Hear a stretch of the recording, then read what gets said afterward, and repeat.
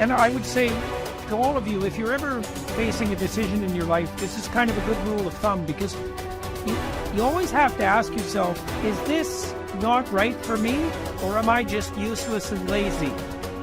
And looking for an easy way out, right? Because some people are more prone to that than others. If you're not very conscientious, for example, you're going to be more prone to that sort of thing. But it's good to keep yourself in check. And so maybe you're not doing very well in your job, and you think, well, I should either do a better job at my job, or maybe I should find a new job. And it's hard to do better at your job. And so then you might wonder if your decision to find a new job is just an escape. Do you have a better plan? And if the answer is no, well, that's not a very good plan. But if the rule is you'll only escape to something equally or more difficult, or more challenging, let's say, then kind of check yourself against your own temptation. You will never win at the highest level until you can hold two competing ideas in your head. And here are the two ideas. Idea number one, this is going to take me 10 years.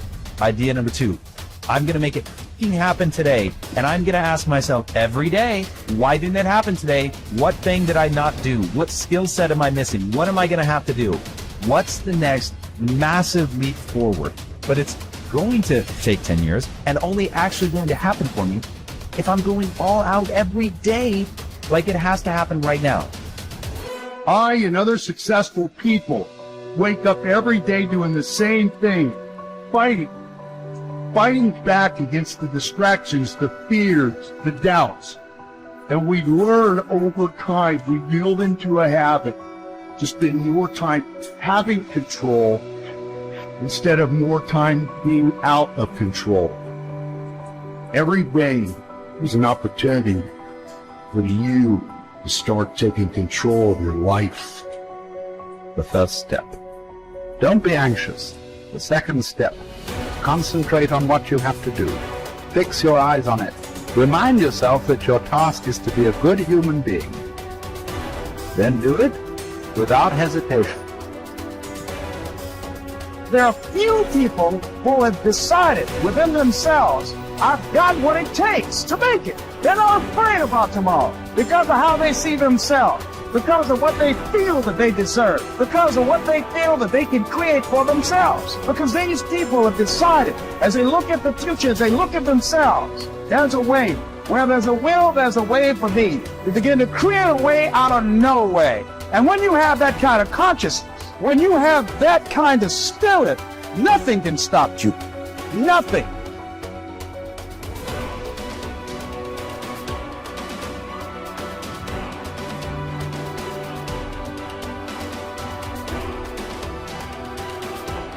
At dawn, when you have trouble getting out of bed, tell yourself, I have to go to work as a human being. What do I have to complain of if I'm going to do what I was born for, the things I was brought into the world to do, or is this what I was created for? To huddle under the blankets and stay warm? So you were born to feel nice. Instead of doing things and experiencing them, don't you see the plants, the birds, the ants and spiders and bees going about their individual tasks, putting the world in order as best they can? And you're not willing to do your job as a human being? Why aren't you running to do what your nature demands? You don't love yourself enough, or you'd love your nature too and what it demands of you. Casting aside other things, hold to the precious few. And besides, bear in mind that every man lives only the present, which is an indivisible point, and that all the rest of his life is either past or is uncertain. Brief is man's life, and small the nook of the earth where he lives.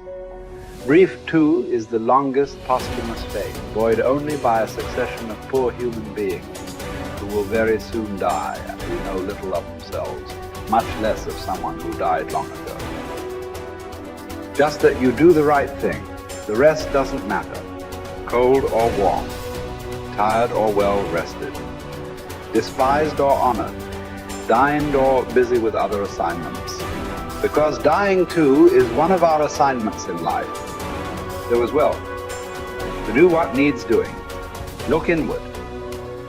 Don't let the true nature of anything elude you. Before long, all existing things will be transformed, to rise like smoke, assuming all things become one, or be dispersed in fragments, to move from one unselfish act to another with God in mind. Only there, delight and stillness. When jarred, unavoidably by circumstances, revert at once to yourself and don't lose the rhythm more than you can help. You'll have a better grasp of the harmony if you keep going back to it. When another blames you or hates you, or people voice similar criticisms, go to their souls, penetrate inside and see what sort of people they are. You will realize that there is no need to be racked with anxiety that they should hold any particular opinion about you. When you wake up in the morning, tell yourself, the people I deal with today will be meddling, ungrateful, arrogant, dishonest, jealous, and surly.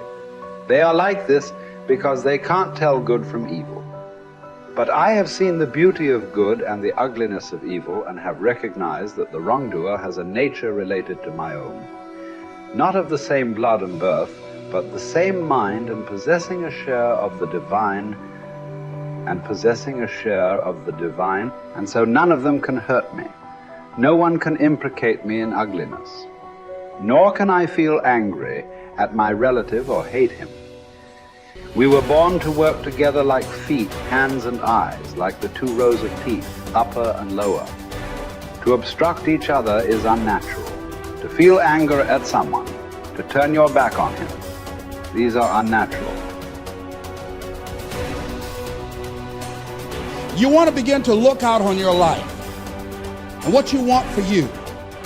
And I think that when we begin to focus in the area of what does it take for us to act, I think we can say events can inspire us to act.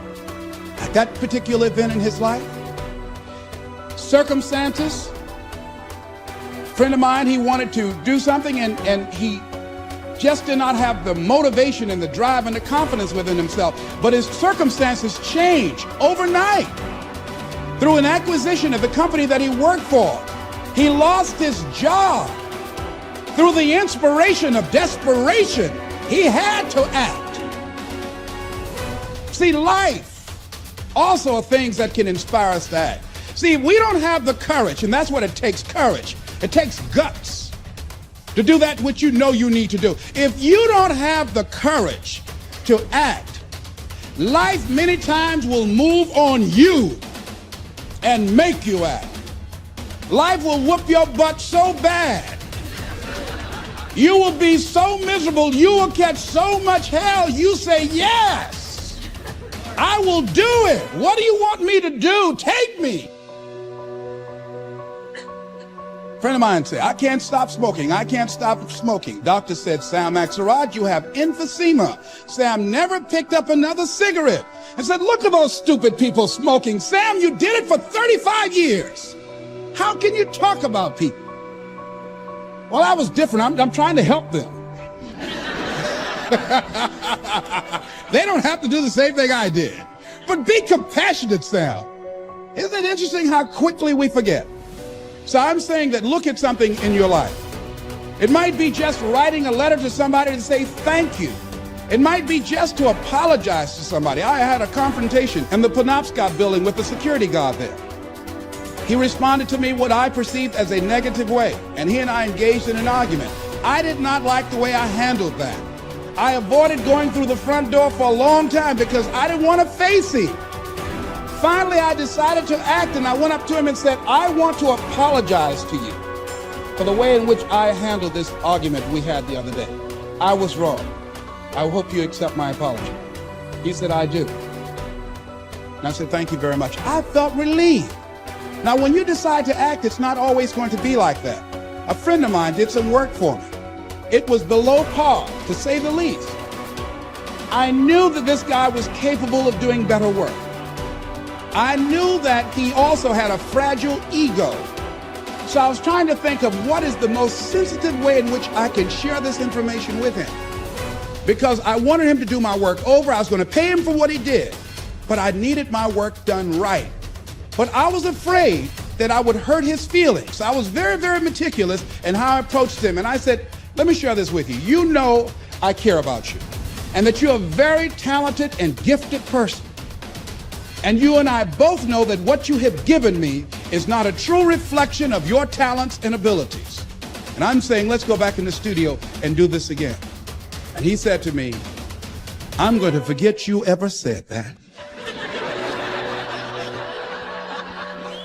I was wiped out. He never spoke to me again. Now, when you decide to act, you're going to have some people like that. We're no longer friends. I lost sleep over that, ladies and gentlemen. I said, I can't believe that.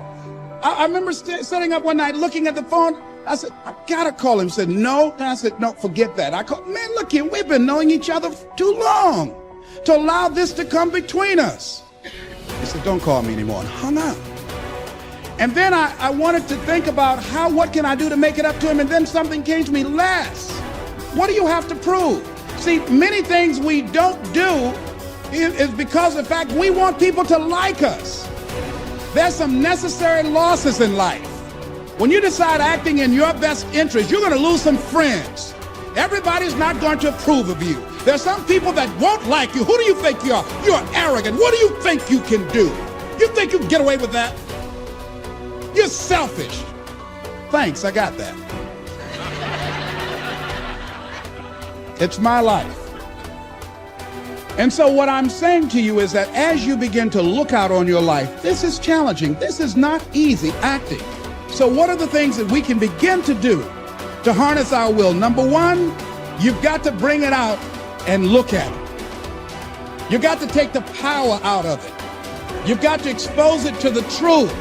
And the truth is that it has no power over you. So write down something you want to act on, but for some reason that you've been holding back, and look at it.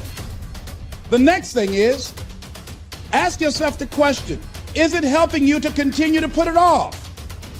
If it's an asset for you to continue to procrastinate, then continue to do that.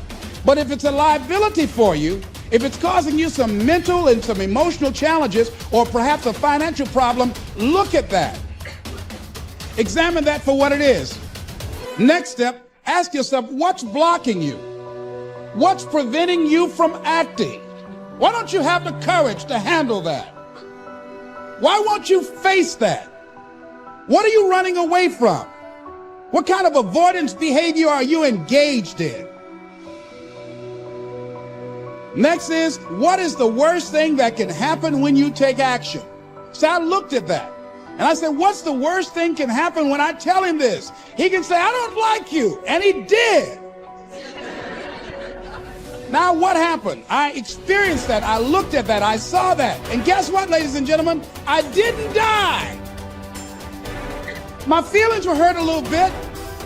I lost some sleep about it, and sometimes I think about it when I drive past his house, but I'm still here. It's uncomfortable, but it's okay. It doesn't bother me anymore. I've gotten used to it now.